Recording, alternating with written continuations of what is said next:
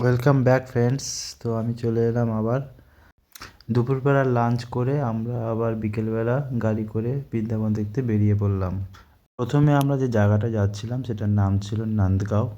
তো জায়গাটা অনেকটা দূরে ছিল, যেতে আমাদের 1.5 ঘন্টা মতো সময় লাগিয়েছিল। যাওয়ার পথে রাস্তায় ছিল সর্ষে ক্ষেত এবং সেই সর্ষে ক্ষেতের মধ্যে ঘুরে বেড়াচ্ছিল ময়ূর। তো আমরা এখন চলছি নন্দগাঁও, যেখানে কৃষ্ণকে পালন করা হয়েছিল। তো রাজ্যের কাছে তিনি পালন হয়েছিলেন। এখানে প্রচুর ঠান্ডা, বুঝতে পারিনি আমাদের এখন যেতে হবে কত 604। এখান থেকে আমরা সিঁড়ি চড়া শুরু করলাম। 5 6 7 8। গুনগুন গুনে গুনে সিঁড়ি চড়ছিল এবং ও যখন উপরে গিয়ে পৌঁছেছিল তখন দেখা গেল যে সেখানে 97টা সিঁড়ি ছিল। এটা ছিল নন্দগাঁওয়ের মন্দির এবং মন্দিরটার চত্বরটা বেশ বড় ছিল। ওপর থেকে পুরো শহরের একটা খুব সুন্দর ভিউ পাওয়া যাচ্ছিল। তো আমরা যখন গিয়ে মন্দিরের ভিতরে প্রবেশ করলাম দেখলাম, তো ভেতরে আপনারা দেখতে পাচ্ছেন ওখানে নন্দরাজ এবং কৃষ্ণের মূর্তি তৈরি করে দেওয়া ছিল এবং সেখানে প্রচণ্ড ভিড় হয়েছিল। যেখানে লোকেরা পুজো দেওয়ার জন্য ব্যস্ত ছিল। তো অনেক দূর থেকে জুম করে আমি ছবিটা ভালো করে নিলাম।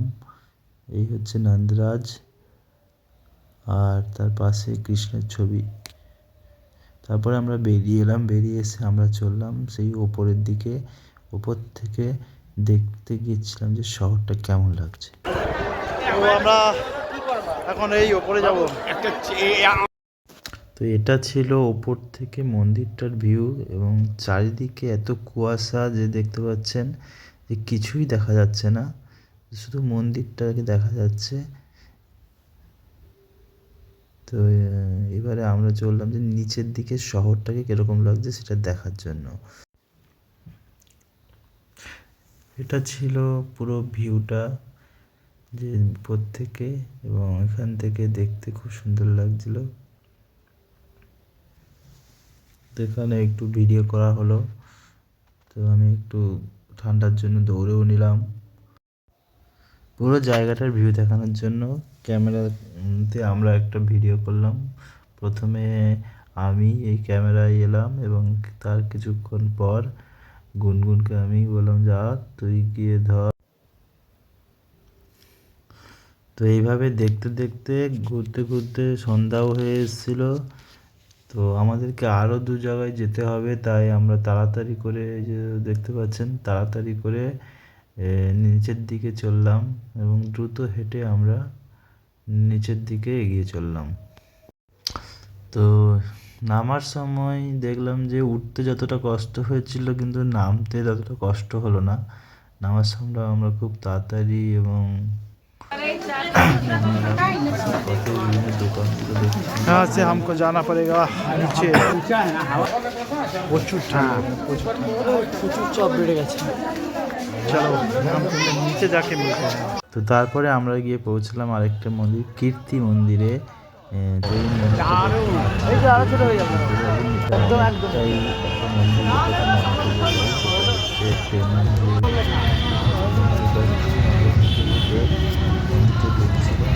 ওখানে তেমন কোনো ভিড় ছিল না, মন্দিরটা খুব ফাঁকাই ছিল, কিন্তু মন্দিরটার রাত্রেবেলা যে লাইটিংটা সেটা খুবই সুন্দর দেখাচ্ছিল এবং লাইটিংটার জন্য মন্দিরটা আরও আকর্ষণীয় ছিল।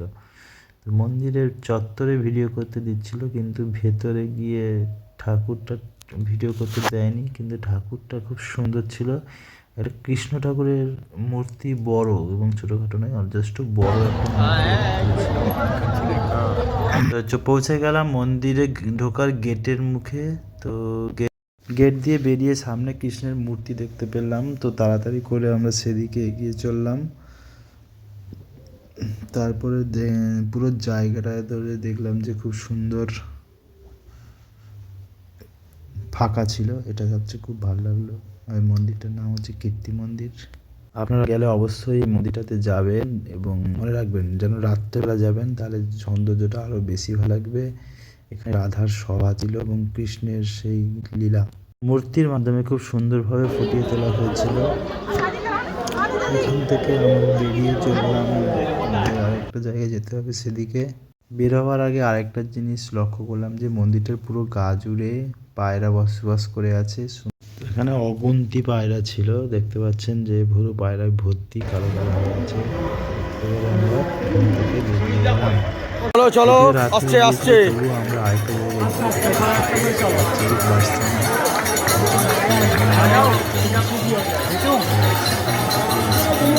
राधा मंदिर बरसाना,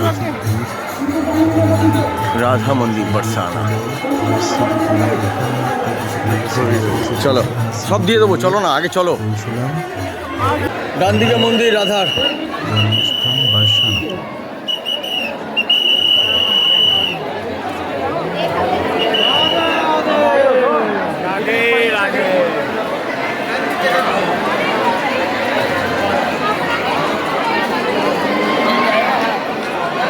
সামনে যা সামনে যা সামনে যা।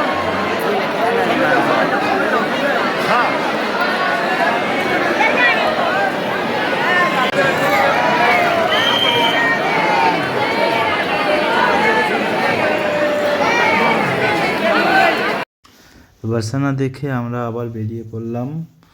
আমরা চললাম আমাদের গাড়ির উদ্দেশ্যে এবং এখানে আবার আমাদের অনেকগুলো সিঁড়ি নেমে পৌঁছতে হচ্ছিল। এখানে যেতে আমাদের প্রায় অনেকটা মানে 2 কিলোমিটার মতো হাঁটতে হয়েছিল। তো এই মন্দিরগুলো দেখতে গিয়ে আমাদের পুরো খালি পায়ে হাঁটতে হয়েছিল। তো জুতো সমস্ত গাড়িতে ছিল, তো পা ঠান্ডায় প্রায় জমেই গিয়েছিল। তবুও আমরা কিন্তু মন্দির দেখা ছাড়িনি, আমি আর গুনগুন তবুও হেঁটে চলেছি। ধর নামছি বাবু।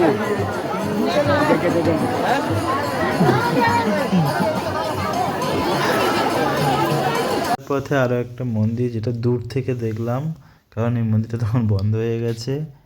তো এটা একটা বিশাল বড় সরোবর জুড়ে মন্দির ছিল। তো এটা জাস্ট বাইরে থেকে দেখে ওখানে আমরা একটু চা খেতে দাঁড়িয়ে, এত ঠান্ডা ছিল যে গুনগুনও চা খাচ্ছিল।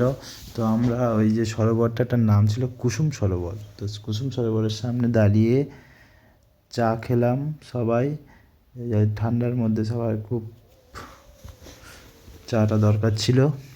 এই দোকানে গিয়ে জানতে পারলাম যে এখানে দুধ ফ্রিতে দিয়ে দেওয়া হয়, মানে দুধের জন্য কোনো পয়সা নেওয়া হয় না। একজন লেডি এলেন, তো ওনাকে দোকানদারটা ফ্রিতে দিলেন, এটা খুব ভালো লাগলো আমাদের।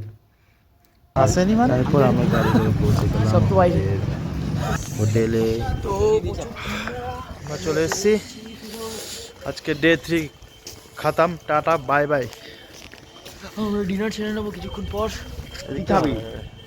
দেখতে হবে, আমরা আমাদের ইয়েতে চলে এসেছি। কালকে সকালে এখান থেকে বেরিয়ে যাব, প্যাকিং হয়ে যাবে এখন। আগ্রা যাব।